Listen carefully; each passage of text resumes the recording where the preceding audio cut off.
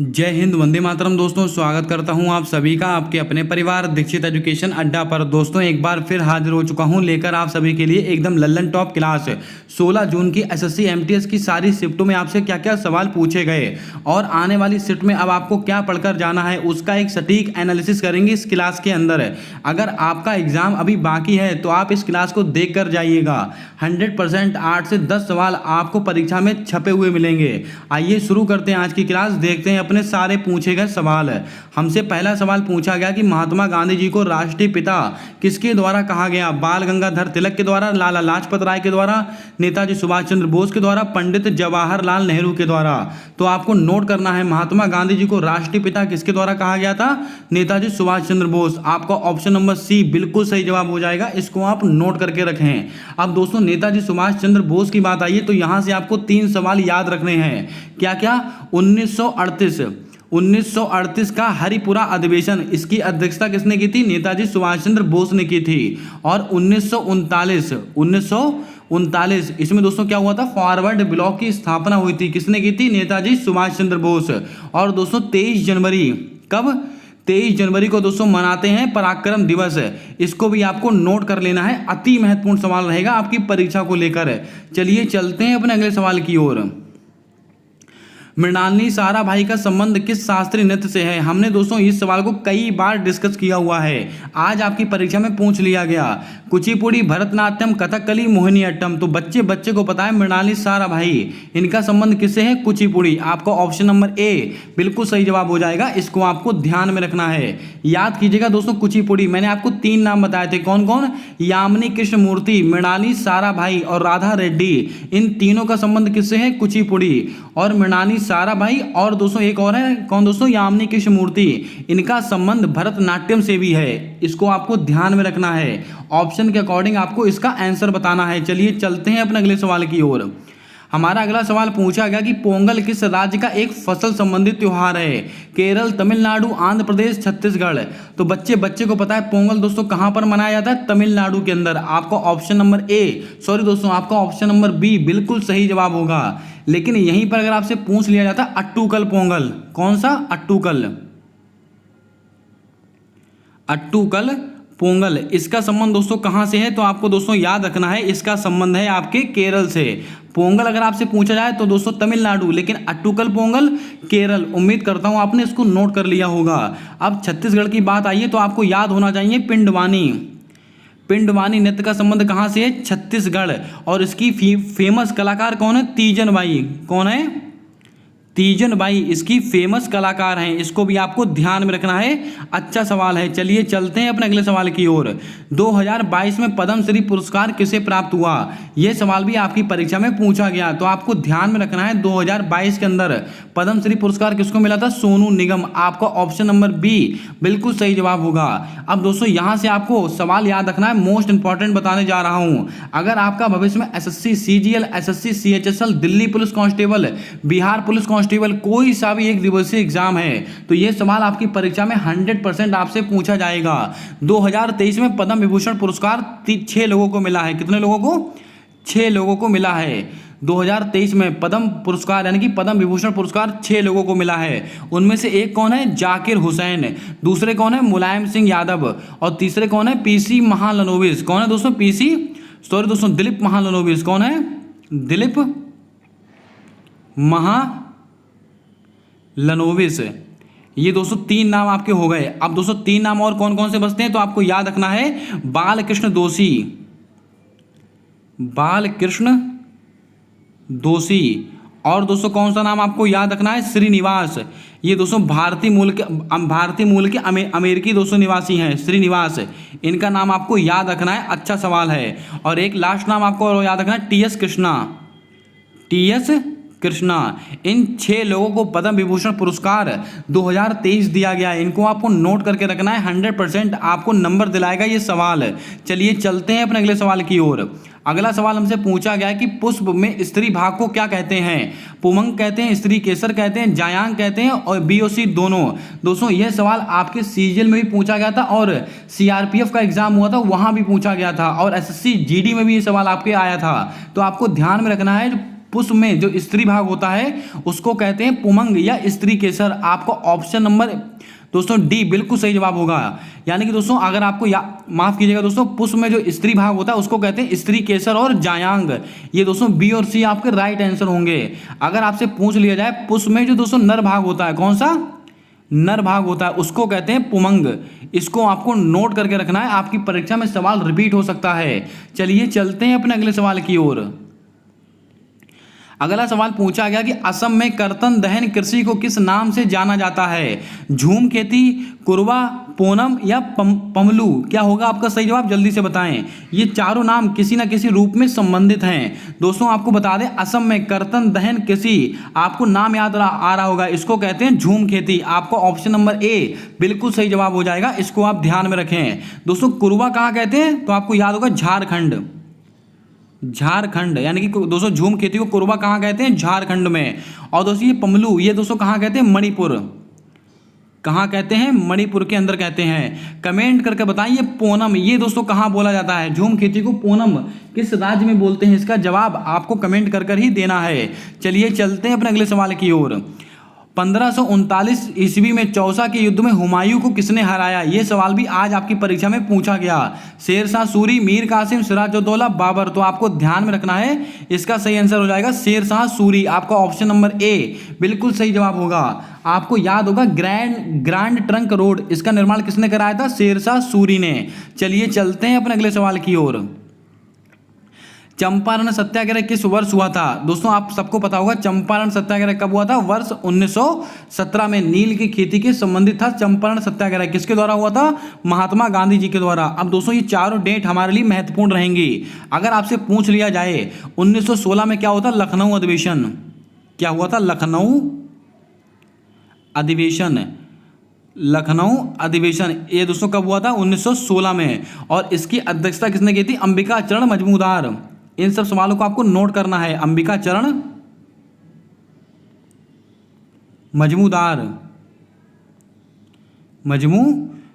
इसको आप नोट कर लें। 1916 में क्या होता है? लखनऊ अधिवेशन, अंबिका चरण मजमूदार। आपको दोस्तों याद होगा 1907 का सूरत अधिवेशन कब हुआ था? 1907 में एक अधिवेशन हुआ था, सूरत अधिवेशन। इसमें दोस्तों जो नरम दल थे, गरम दल आपस में अलग हो गए थे। और दोस्तों 1916 में लखनऊ अधिवेशन में नरम दल और गरम दल आपस में एक हो गए। ये दोनों बातें आपको नोट करनी है। 1919 यहाँ पर दोस्तों आपको 3 चीजें याद रखनी है। क्या क्या दोस्तों आपको याद होगा? रोलैक्ट एक्ट ये कब पारित हुआ था? 1919। ना अपील ना दलील का कानून, 13 अप्रैल 1919। इसको क्या होता है? जलियांवाला बाग हत्याकांड। और द्वैध शासन ये कब लागू हुआ था? 1919। और मॉन्टेग्यू चेम्सफोर्ड अधिनियम ये कब लागू हुआ था? 1919। तो मैंने आपको 4 सवाल बताए, कौन कौन से? मॉन्टेग्यू चेम्सफोर्ड अधिनियम कब का है? 1919 का। और दोस्तों 13 अप्रैल 1919 जलियांवाला बाग हत्याकांड कब का है? 1919। रोलैक्ट एक्ट कब पारित हुआ था? 1919। ये 4-5 बातें आपको नोट कर लेनी है। 1920 में दोस्तों क्या हुआ था? तो आपको याद होगा असहयोग आंदोलन। चलिए चलते हैं अपने अगले सवाल की ओर। सत्यजीत रे को विभिन्न पुरस्कार किस क्षेत्र में प्राप्त हुए? यानी कि दोस्तों साफ साफ आपसे सवाल पूछा गया था कि सत्यजीत रे का संबंध किस दोस्तों क्षेत्र से है? तो आपको याद कर लेना है, इनका संबंध है फिल्म के क्षेत्र से, यानी कि पिक्चर के क्षेत्र से। आपको ऑप्शन नंबर सी बिल्कुल सही जवाब होगा। दोस्तों अगर आप क्लास को पहली बार देख रहे हो तो क्लास को लाइक जरूर कर दें। चैनल पर पहली बार आए हो तो चैनल को सब्सक्राइब कर बेल वाला आइकन ध्यान से दबा लें, ताकि आने वाली सारी क्लासेस के अपडेट आप तक आसानी से पहुंचते रहें। और अपने दोस्तों तक क्लास जरूर शेयर कर दें, जिसका भी एग्जाम अभी बाकी है। 100% आपकी परीक्षा के लिए मोस्ट इंपॉर्टेंट क्लास साबित होगी। अगला सवाल हमसे पूछा गया था कि जनजाति गौरव दिवस किसकी जयंती पर मनाया जाता है? नेताजी सुभाष चंद्र बोस, बिरसा मुंडा, चौधरी चरण सिंह, सर्वपल्ली राधाकृष्ण? तो आपको दोस्तों याद रखना है, ये बिरसा मुंडा की जनजाति पर मनाया जाता है। आपको ऑप्शन नंबर बी बिल्कुल सही जवाब होगा, इसको आप ध्यान में रखें। अब दोस्तों यहां से एक सवाल आपको याद रखना है करंट अफेयर का। आपको याद होगा कैंपगोड़ा एयरपोर्ट। कैंपगोड़ा एयरपोर्ट ये कहां पर स्थित है? बंगलुरु में स्थित है। कहां पर? ये कैंपगोड़ा एयरपोर्ट दोस्तों बंगलुरु में स्थित है। और यहां पर दोस्तों बिरसा मुंडा जी की एक उसकी स्थापना को दोस्तों स्थापित किया गया है। उसका दोस्तों नाम क्या रखा गया? Statue of prosperity. Statue of prosperity, इसको आप पूरा लिख लेंगे। ये किसकी प्रतिमा है? ये दोस्तों कैंप गौड़ा जी की प्रतिमा है। इसको भी आपको ध्यान में रखना है, सवाल बहुत ही महत्वपूर्ण है। आइए चलते हैं अपने अगले सवाल की ओर। यहाँ से दोस्तों 1 से 2 सवाल मैं आपको और बताता हूँ, जैसे कि नेताजी सुभाष चंद्र बोस। दोस्तों आपको याद रखना है, नेताजी सुभाष चंद्र बोस, इनका दोस्तों 23 जनवरी पराक्रम दिवस है। चौधरी चरण सिंह 23 दिसंबर किसान दिवस, 23 दिसंबर इसको क्या मनाते हैं? किसान दिवस मनाते हैं। सर्वपल्ली राधाकृष्ण, कमेंट करके बताएं इनके जन्म दिवस पर हम कौन सा दिवस मनाते हैं। इसका जवाब आपको कमेंट कर बताना है। अगला सवाल हमसे पूछा गया कि भारत की सर्वाधिक सीमा किस देश के साथ लगती है? पाकिस्तान, अफगानिस्तान, बांग्लादेश, नेपाल। दोस्तों भारत देश और उसके पड़ोसी देश और उनसे लगने वाले राज्यों की सीमाएं आपकी हर परीक्षा का फेवरेट टॉपिक होता है। दोस्तों भारत की सर्वाधिक सीमा किस राज्य के साथ लगती है? अफगानिस्तान। आपका ऑप्शन नंबर, सॉरी दोस्तों, ये बांग्लादेश आपका सही आंसर हो जाएगा। ऑप्शन नंबर सी आपका राइट आंसर होगा। अगर आपसे सवाल में पूछ लिया जाता दोस्तों बांग्लादेश से किस राज्य की सीमा सर्वाधिक लगती है, तो वेस्ट बंगाल। आपसे सवाल अगर पूछा जाए कि बांग्लादेश से किस राज्य की सीमा सर्वाधिक लगती है, वेस्ट बंगाल की। और सबसे कम सीमा किसकी लगती है, तो आपको याद रखना मिजोरम की। किसकी? मिजोरम की। ये दोनों सवाल आपकी परीक्षा में आपसे पूछे जा सकते हैं, इनको आप नोट कर लें। बांग्लादेश से सीमा बनाने वाले राज्य कौन कौन से हैं? पश्चिम बंगाल हो गया, त्रिपुरा हो गया, और दोस्तों कौन सा हो गया? असम हो गया, असम, और मेघालय और मिजोरम। ये सब दोस्तों किससे सीमा बनाते हैं? बांग्लादेश से। लेकिन सबसे अधिक सीमा कौन बनाता है? वेस्ट बंगाल यानी कि पश्चिम बंगाल। सबसे कम सीमा कौन बनाता है? मिजोरम। उम्मीद करता हूं आप समझ गए होंगे। चलिए चलते हैं अपने अगले सवाल की ओर। जूडो खेल की उत्पत्ति किस देश से मानी जाती है? Norway, Sweden, Japan, Finland. तो आपको ध्यान में रखना है, इसकी उत्पत्ति जापान से मानी जाती है। आपका ऑप्शन नंबर सी बिल्कुल सही जवाब हो जाएगा। इसको भी आपको नोट करना है। बात करते हैं फिनलैंड को लेकर। दोस्तों आपको याद होगा नाटो बहुत ही महत्वपूर्ण संगठन है हमारी परीक्षा के लिए।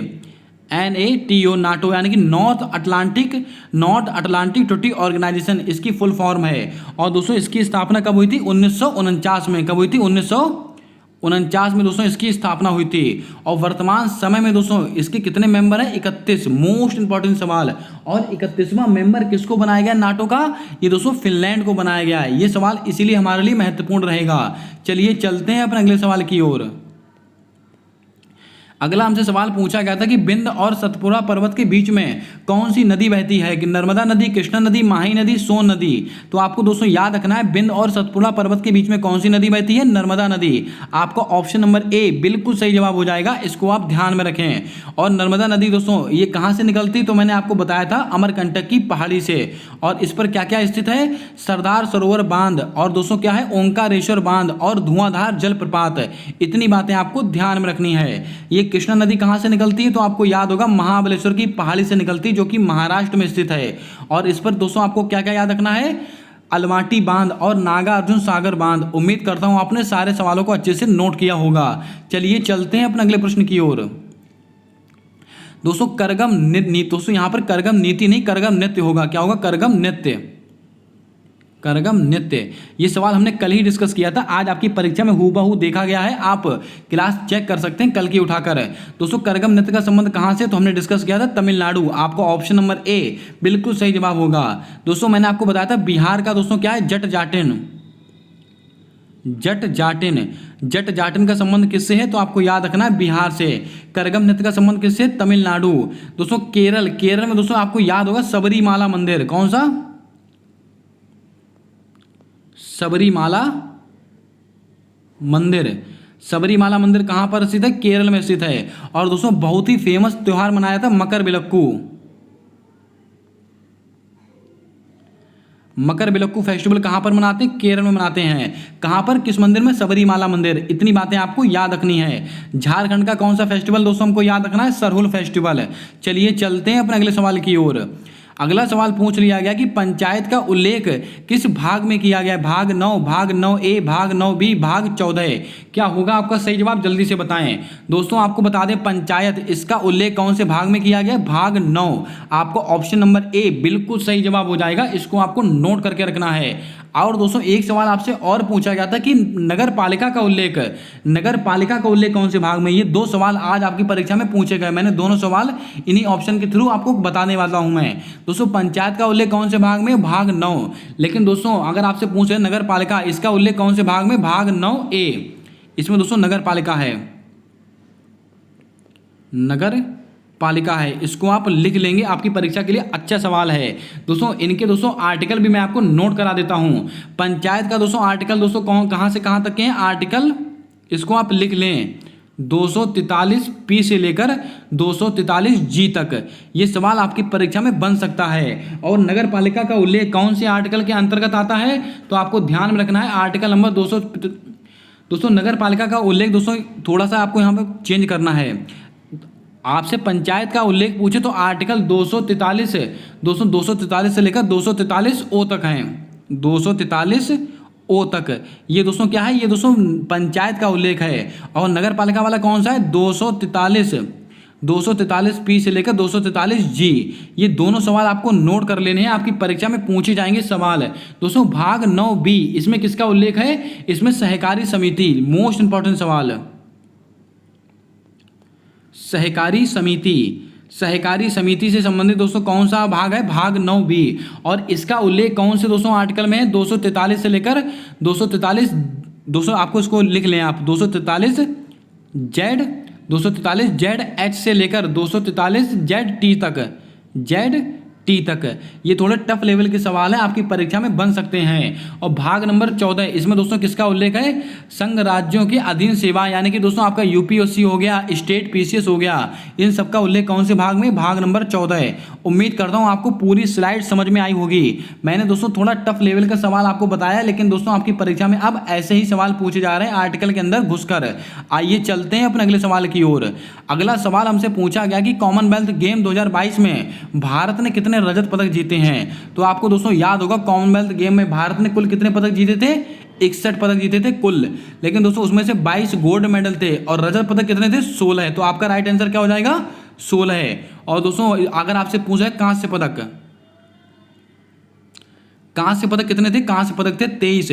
आपको दोस्तों याद होगा कॉमनवेल्थ गेम भारत का कौन सा स्थान था, चौथा स्थान था। और दोस्तों भारत अगला वाला दोस्तों 2026 में कॉमनवेल्थ गेम कहां पर होगा, ऑस्ट्रेलिया में, ऑस्ट्रेलिया विक्टोरिया में होने वाला अगला वाला कॉमनवेल्थ गेम। इतनी बातें आपको नोट कर लेनी है। चलिए चलते हैं अपने अगले सवाल की ओर। भारतीय स्वतंत्रता क्रांति की जननी किसे कहा जाता है, मैडम पुष्पम भीकाजी कामा, सरोजिनी नायडू, एनी बेसेंट, सुचेता कृपलानी। तो आपको ध्यान में रखना है, इसका सही आंसर होगा मैडम पुष्पम भीकाजी कामा। आपका राइट आंसर हो जाएगा A नंबर का। बात करते हैं ऑप्शंस को लेकर। अगर आपसे पूछ लिया जाए कांग्रेस की पहली भारतीय महिला अध्यक्ष पूछा जाए तो आपका जवाब होगा सरोजिनी नायडू। लेकिन अगर आपसे सवाल पूछा जाए कांग्रेस की पहली महिला अध्यक्ष एनी बेसेंट, ये सवाल आपके यूपीएससी की परीक्षा में पूछा गया और काफी सारे बच्चों ने इसका आंसर जल्दबाजी में गलत कर दिया। अगर आपसे पूछा जाए कांग्रेस की पहली भारतीय महिला अध्यक्ष सरोजिनी नायडू, लेकिन अगर आपसे पूछा जाए कांग्रेस की पहली महिला अध्यक्ष तो आपको एनी बेसेंट लगाना है। इनको दोस्तों आपको याद होगा भारत कोकिला भी कहते हैं, भारत कोकिला के नाम से किसको जानते हैं, सरोजिनी नायडू जी को जानते हैं। सुचेता कृपलानी उत्तर प्रदेश की पहली महिला मुख्यमंत्री, आपको याद रखना है। चलिए चलते हैं अपने अगले प्रश्न की ओर। जैव संशोधन विधेयक किसके द्वारा पारित किया गया था। तो आपको दोस्तों याद रखना है जैव संशोधन विधेयक किसके द्वारा पारित किया गया है, ये पर्यावरण एवं जलवायु परिवर्तन मंत्रालय के द्वारा। आपका ऑप्शन नंबर A बिल्कुल सही जवाब होगा, इसको आप नोट करके रखें। यहाँ पर दोस्तों दे के रखा हुआ है वाणिज्य एवं उद्योग मंत्रालय। मोस्ट इंपॉर्टेंट सवाल है दोस्तों। 16 जनवरी ये दोस्तों किससे संबंधित है, स्टार्टअप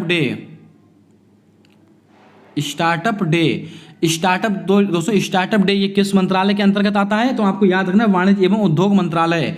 और इसके मंत्री कौन है, पीयूष गोयल जी हैं। अगर आपसे पूछ लिया है जीआई टैग दोस्तों कौन प्रदान करता है, वाणिज्य एवं उद्योग मंत्रालय के अंतर्गत आता है। आप याद कीजिएगा जीआई टैग का अधिनियम कब का, 1999 का। और पहली बार जीआई टैग दोस्तों कब दिया गया था, 2004 में। किसको, दार्जिलिंग की चाय को, पश्चिम बंगाल से संबंधित है। ये सब बातें मैंने आपको कई बार रिपीट कराई हैं। चलिए चलते हैं अपने अगले सवाल की ओर। दोस्तों सोलुंग महोत्सव किस राज्य में मनाया जाता है? त्रिपुरा, मेघालय, अरुणाचल प्रदेश, नागालैंड। तो आपको नोट करना है, इसका राइट आंसर हो जाएगा अरुणाचल प्रदेश। आपका ऑप्शन नंबर सी बिल्कुल सही जवाब होगा। जो सोलुंग महोत्सव है ये किस राज्य में मनाया जाता है? अरुणाचल प्रदेश में। बात करते हैं त्रिपुरा, त्रिपुरा में मनाते हैं खारची उत्सव। खारची फेस्टिवल कहाँ पर मनाते हैं? त्रिपुरा में। मेघालय में दोस्तों आपको याद होगा बांग्ला फेस्टिवल कहाँ का है? मेघालय। और दोस्तों यहाँ पर एक फेस्टिवल और मनाते हैं, cherry blossom festival. Cherry blossom, Meghalaya की राजधानी दोस्तों शिलोंग में कौन सा फेस्टिवल है? Cherry blossom festival. आपको याद होगा दोस्तों मैंने आपको बताया था गारो खासी जयंतियाँ,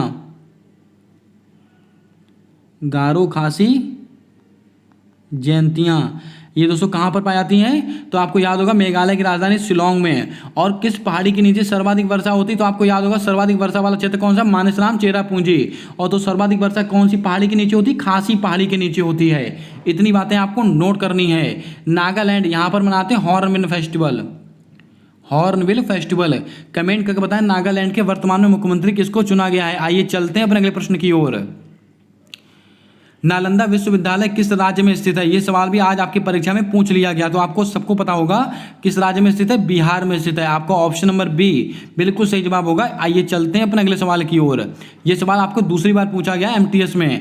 भारत की कौन सी नृत्यांगना मिस वर्ल्ड बनी थी? यामिनी कृष्णमूर्ति, राधा रेड्डी, मृणाली साराभाई, इंद्रानी रहमान। तो दोस्तों आपको एक ही नाम अलग दिख रहा होगा, इंद्रानी रहमान आपका सही आंसर होगा। आपका ऑप्शन नंबर डी बिल्कुल सही जवाब होगा। ये तीनों का संबंध किससे है? तो आपको याद रखना है ओडिसी नृत्य से। सॉरी दोस्तों, कुचिपुड़ी। ये कुछ नाम तो दोस्तों आपको रट चुके होंगे, बिल्कुल मैंने कई बार डिस्कस कर लिए हैं। आइए चलते हैं अपने अगले प्रश्न की ओर। पंडित शिव कुमार शर्मा का संबंध किस वाद्य यंत्र से है? सितार वादक हैं, संतूर वादक हैं, शहनाई वादक हैं, सरोद वादक हैं। क्या होगा आपका सही जवाब? जल्दी से बताएं। दोस्तों पंडित शिव कुमार शर्मा, इनका संबंध किससे है? तो आपको याद रखना है संतूर वादक हैं। आपका ऑप्शन नंबर बी बिल्कुल सही जवाब होगा, इसको आप ध्यान में रखें। दोस्तों सितार वादक कौन है? पंडित रविशंकर, इनका संबंध किससे है? सितार वादक। और दोस्तों संतूर वादक कौन है? भजन सोपारी, पंडित शिव कुमार शर्मा। शहनाई वादक कौन है? बिस्मिल्लाह खां।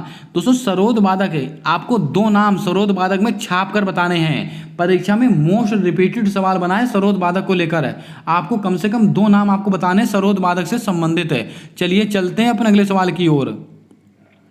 भारत के किस राज्य की सीमा नेपाल के साथ नहीं लगती है? सवाल बहुत सही से पढ़िएगा। भारत के किस राज्य की सीमा नेपाल के साथ नहीं लगती है? उत्तराखंड, पश्चिम बंगाल, सिक्किम, अरुणाचल प्रदेश। तो आपको नोट कर लेना है, ये दोस्तों उत्तराखंड से भी लगती है, पश्चिम बंगाल से भी लगती है, सिक्किम से भी लगती है। ये अरुणाचल प्रदेश आपका सही आंसर होगा। अरुणाचल प्रदेश से सीमा नहीं लगती है। इसके अलावा दोस्तों बिहार और उत्तर प्रदेश, इसकी भी सीमा लगती है नेपाल से। ये कुछ 5 राज्य हैं, इनको आप नोट कर लें, परीक्षाओं में कई बार पूछे गए सवाल हैं। चलिए चलते हैं अपने अगले प्रश्न की ओर। विरूपाक्ष मंदिर कहाँ पर स्थित है? हम्पी में, तंजौर में, मदुरई में, बुरहानपुर में। तो आपको ध्यान में रखना है ये हम्पी में स्थित है विरूपाक्ष मंदिर। हम्पी कहाँ पर है? कर्नाटक में स्थित है। दोस्तों तंजौर में दोस्तों क्या स्थित है? बृहदेश्वर मंदिर कहाँ पर स्थित है? तंजौर में स्थित है। ये भी बात आपको नोट करनी है, सवाल आपकी परीक्षा में बन सकता है। चलिए चलते हैं अपने अगले प्रश्न की ओर। दोस्तों जल्दी से क्लास को अपने दोस्तों तक जरूर शेयर कर दें जिसका भी एग्जाम बाकी है, और चैनल को सब्सक्राइब कर बेल वाला आइकन ध्यान से दबा लें ताकि आने वाली सारी क्लासेस के अपडेट आप तक आसानी से पहुंचते रहें। आज की क्लास के लास्ट में मैं बहुत ही बड़ा अपडेट आपको देने वाला हूं, उसको सुनकर जाइएगा। आपका दोस्तों भविष्य चेंज करने वाला अपडेट होगा। दोस्तों प्राचीन भारत में कम्मा, दोस्तों सवाल पूछा गया था कि प्राचीन भारत में कम्मा कर का क्या अर्थ होता था? भूमिहीन, खेतीहर, बंधुआ मजदूर, स्वर्ण ऋणदाता, इनमें से कोई नहीं। तो आपको दोस्तों याद रखना है ये भूमिहर, खेतीहर आपका राइट आंसर होगा। अब दोस्तों एक बात आपको बतानी है, बंधुआ मजदूर, अगर आपसे पूछ रहे हैं बंधुआ मजदूरी से मुक्ति, ये दोस्तों कौन से अनुच्छेद में? अनुच्छेद नंबर 23। इस सवाल को तो आप लिख के रखें, आपकी परीक्षा में छपेगा सवाल है। ये दोस्तों शोषण के विरुद्ध अधिकार है, आर्टिकल नंबर 23-24। बलात् श्रम पर रोक, बंधुआ मजदूरी पर रोक, इन सब का उल्लेख कौन से आर्टिकल में है? Article number 23। यूपीएससी की परीक्षा में पूछा गया प्रश्न है। आइए चलते हैं अपने अगले सवाल की ओर। ग्राम पंचायत से संबंधित अनुच्छेद 40 किस भाग में है? बहुत ही अच्छा सवाल आपसे पूछा गया। भाग 3, भाग 4, भाग 5, भाग 7। क्या होगा आपका सही जवाब? जल्दी से बताएं। दोस्तों ग्राम पंचायत से संबंधित अनुच्छेद नंबर 40 है, ये दोस्तों कौन से भाग में है? तो आपको याद रखना है भाग नंबर 4। आपको नोट करके रखना है। ऑप्शन नंबर बी बिल्कुल सही जवाब होगा। अब दोस्तों ये आपको आंसर कैसे निकालना था, तो आपको याद होगा भाग 4 में दोस्तों किसका उल्लेख किया गया है, राज्य के नीति निर्देशक तत्व यानी कि डीपीएसपी, राज्य के नीति निर्देशक तत्व, इसका उल्लेख कौन से भाग में, भाग नंबर 4। और दोस्तों भाग नंबर 4 में कितने आर्टिकल आते हैं, आर्टिकल नंबर 36 से 51 के बीच में आते हैं आर्टिकल। अब दोस्तों 36 से 51 के बीच में जो जो चीजें आएंगी वो सब किस में आएंगी, भाग नंबर 4 में आएंगी। ये बातें आपको नोट करनी है। बात करते हैं भाग नंबर 3, इसमें क्या है, मौलिक अधिकार।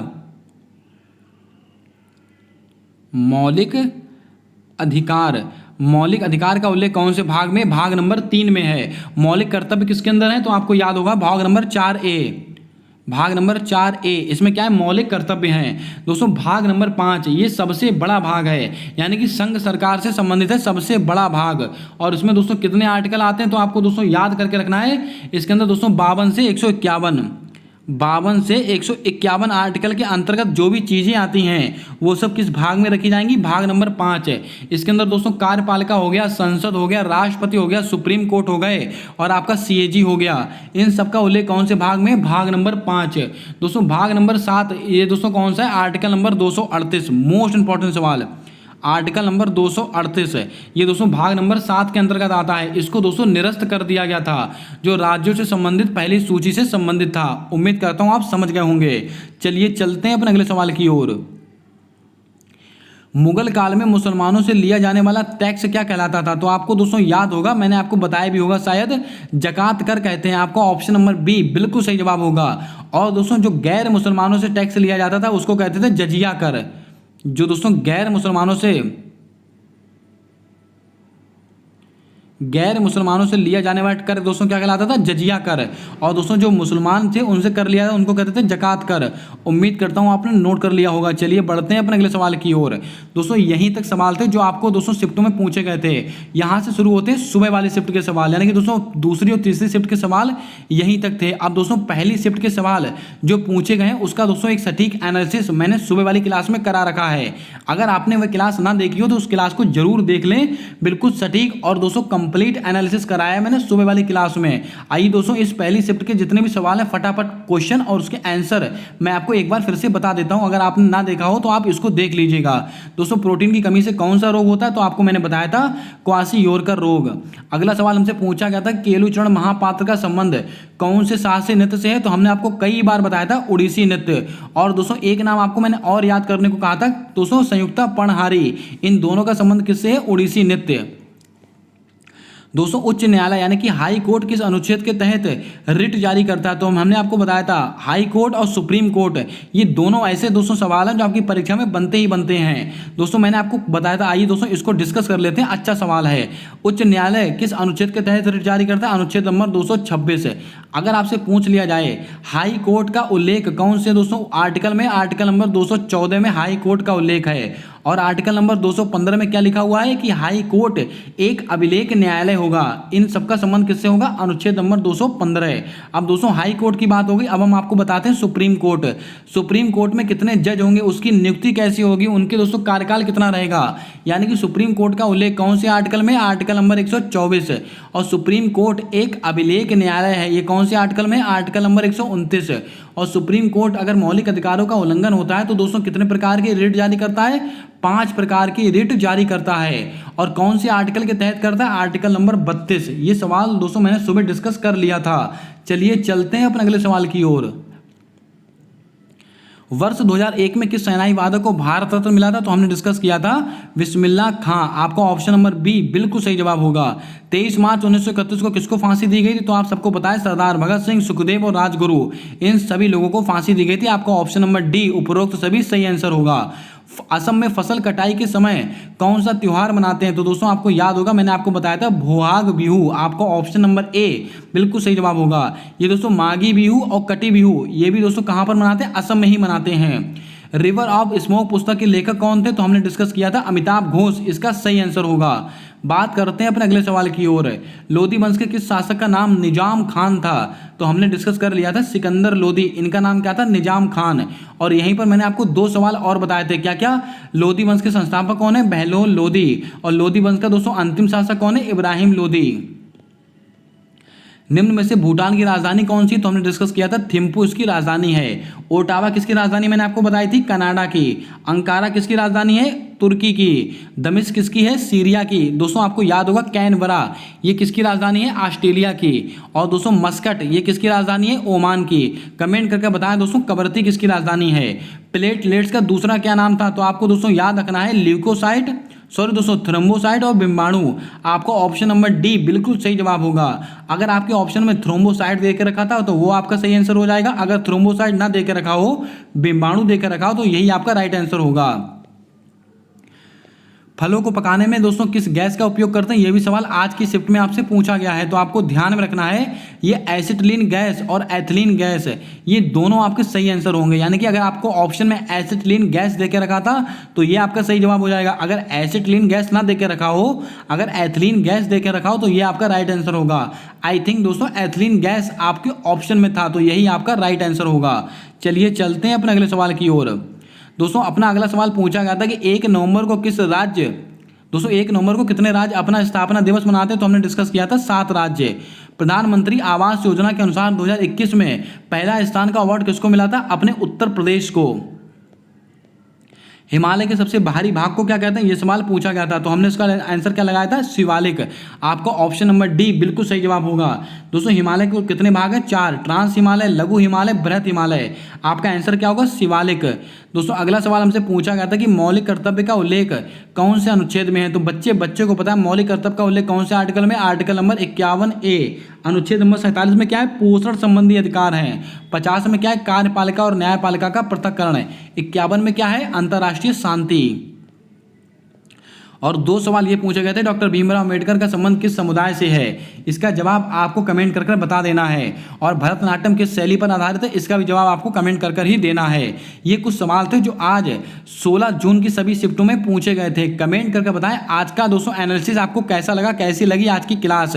अगर क्लास पसंद आई है तो क्लास को लाइक कर दें। चैनल पर पहली बार आए हो तो चैनल को सब्सक्राइब कर बेल वाला आइकन ध्यान से दबा लें ताकि आने वाली सारी क्लासेस के अपडेट आप तक आसानी से पहुंचते रहें। अगर आपको इसका PDF चाहिए तो आप हमारे टेलीग्राम चैनल को ज्वाइन कर सकते हैं। उसका लिंक मैंने अपने कम्युनिटी टैब में डाल रखा है, वहां से आप ज्वाइन हो जाइए और सारी PDF मैं वहां पर डेली आंसर की के साथ अपलोड कर देता हूं। मिलते हैं आने वाली अगली क्लास के अंदर, तब तक के लिए जय हिंद, जय भारत। दोस्तों अपना सपोर्ट, अपना प्रेम हमारे YouTube चैनल के साथ हमेशा यूं ही बनाकर रखें।